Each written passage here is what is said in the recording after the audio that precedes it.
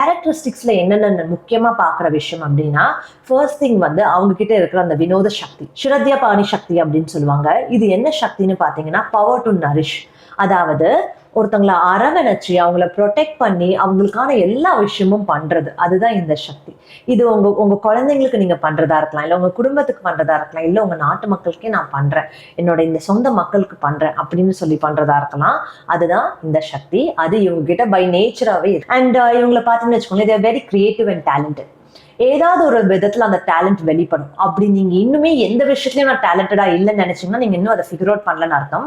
முக்கியமா கிரியேட்டிவ் டேலண்ட்னு வரும்போது right brain கனெக்டடான works, அதாவது ஆர்ட்ஸ், டான்ஸ் பண்றது, பாட்டு பாடுறதா இருக்கலாம், இல்ல அழகா வரைகிறது, ஈவன் கோலம் போடுறது, இல்ல நல்ல டேஸ்டியா சமைப்பேங்க அப்படின்னு சொல்றதா இருக்கலாம். ஏதாவது ஒரு டேலண்ட் கிரியேட்டிவா இருக்கிறது யூனிக்காவே எங்ககிட்ட நல்லா தெரியும். அண்ட் இந்த நட்சத்திரத்துக்குனே அந்த கனெக்ஷன் இருக்கு.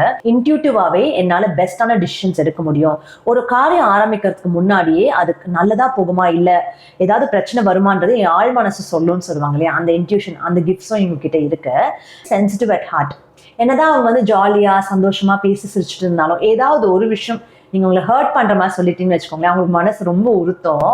அண்ட் சில சோகமான சமயத்துல நீங்க நோட் பண்ணலாம், அவங்க வந்து அவங்க கண்ணுல இருந்து கண்ணீர் கூட வந்து அழுதுருவாங்க. அதையும் நீங்க பார்க்கலாம். எது அழுவாங்க, ஜென்ஸ் அழமாட்டாங்களே அப்படின்னு கேட்டீங்கன்னா அதுவும் இல்லை. இவங்களும் வந்து பாத்தீங்கன்னா இவங்க கண்ணுல தண்ணீர் வர்றது நீங்க பாத்துடலாம். ஏன்னா அதுதான் அவங்க எமோஷனா அவங்க வெளிப்படுத்துற விதம்.